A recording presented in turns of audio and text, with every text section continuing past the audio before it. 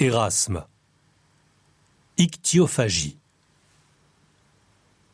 Contenir avec modération l'âge enclin à la dissipation est le devoir d'un père. Mais en pleine rigueur de l'hiver, on ne vous servait guère. Et si vous le demandiez, qu'un peu de pain, avec ordre d'aller boire au puits, qui renfermait une eau malsaine dont le seul froid le matin aurait tué son homme.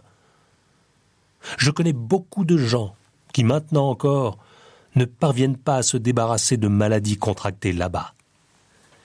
Il y avait des cellules dont le sol était bas, le plâtre des murs moisi, et que les voisinages des latrines en puantissaient. Personne n'y a logé sans y attraper la mort ou une affection incurable. Je laisse de côté l'extravagant supplice du fouet, infligé même aux innocents. C'était, paraît-il, pour mater la fierté, et il qualifie ainsi la noblesse de caractère qu'ils brisent soigneusement afin d'avoir dans leur monastère des créatures dociles. Que de pourris on y absorbait, que de vin gâté on y buvait. La situation s'est peut-être aujourd'hui améliorée, mais trop tard assurément pour ceux qui ont succombé ou traînent un organisme définitivement miné.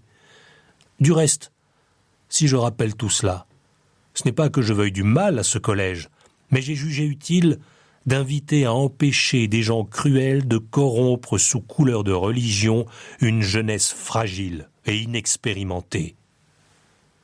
Je n'examine pas non plus pour l'instant ce qu'on peut y apprendre de civilité ou de vraie piété. Sans doute, si je croyais qu'en prenant le capuchon on dépouille toute malice, j'exhorterais chacun à le faire. Comme il en va autrement, il ne faut pas anéantir au profit de la vie monastique les sentiments d'être en plein développement, mais plutôt former leur cœur à la piété.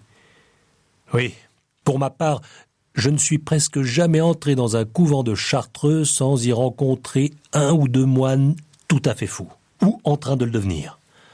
Cependant, il est temps d'interrompre cette longue digression et de revenir à notre sujet. Érasme.